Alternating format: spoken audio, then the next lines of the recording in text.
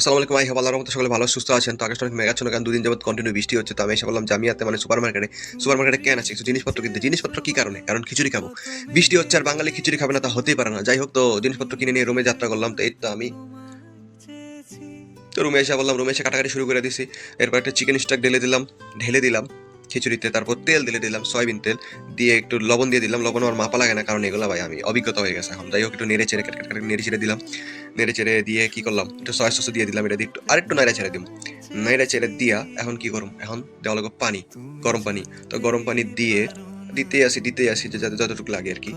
গরম পানি দিয়ে এরপর কি করলাম, আগুন লাগাই দিলাম।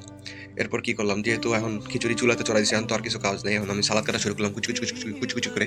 তো কুচি করে সালাদ কাটতে আমার ভালো লাগে আর খাইতেও ভালো লাগে।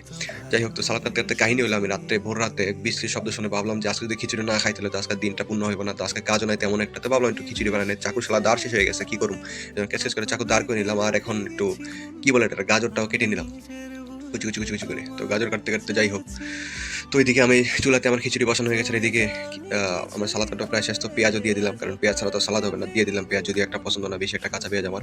তো সালাতে লবণ দেওয়া যাবে না, কারণ লবণ দিলে পানি উঠে যাবে। পানি কখন দেবো, যখন খাবো তখন। আর এখন সালাদ ফ্রিজে রেখে দেবো, যখন খাবো তখন লবণ দিয়ে দিব। যাই হোক, তো সকালে নাস্তা করা হয়নি, এই জন্য একটু চা বসালাম। আর এই আমি তো লেবু কাটতে ভুলে গেছি, তো লেবু কাটতে শুরু করলাম।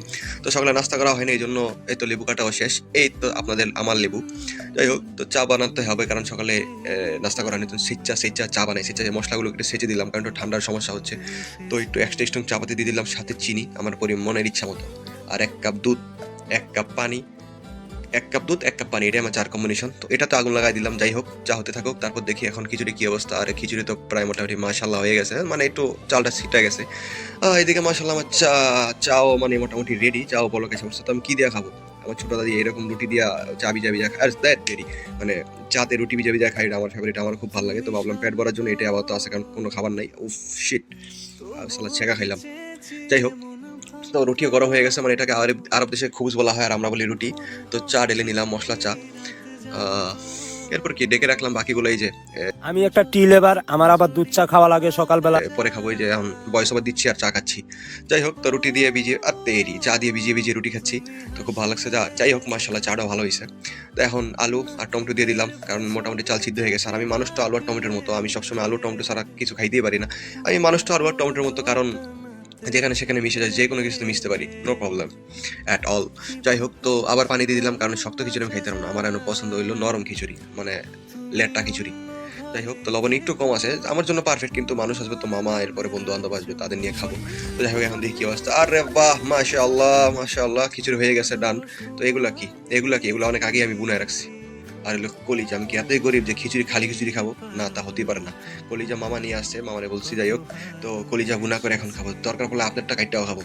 যাই হোক, কলিজা এদিকে বুনা হতে থাক। এদিকে কয়টা সিটি দিছে আমি নিজেও জানি না, ওই বা 10-15টা। যাই হোক, তো এখন যাক, মাশাল্লাহ আমার কলিজা হয়ে গেছে, মানে গরুর কলিজা রেডি। একটু মরিচ দিয়ে দিলাম, সাথে আমার বন্ধু আইসা পড়ছে ইন্ডিয়ান, ও আমার হেল্প করতেছে কাজের মধ্যে। তো একটু আলু দিয়ে দিলাম, আলু ছাড়া ভাই আমি চলেই না, আমার আলু ছাড়া আমার চলেই না।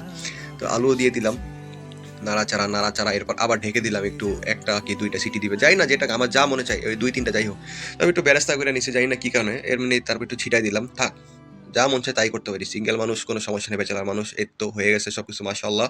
রান্না থেকে একটা কথা মনে হচ্ছে, আমার মতো ব্যাচেলার প্রবাসীদের বউদের কপালে একটা সুগার, একটা দুঃখ আছে, কারণ তারা যদি বাপের বাড়ি যায়, রান্না নিয়ে কোনো টেনশন করতে হবে না, স্বামীর খাওয়া নিয়ে কোনো টেনশন নেই। কিন্তু তারা ভুলে চুলে যদি বাপের বাড়ি চলে যায় রাগ কইরা, তাহলে ভাই কোনো সমস্যা নেই ভাই, তারা ওইখানে থাক, কারণ আমরা থাকি। हजूर भाई हाँ। कैसा है? माशाल्लाह मियाँ बिल्ली। खिचड़ी ठीक है नहीं?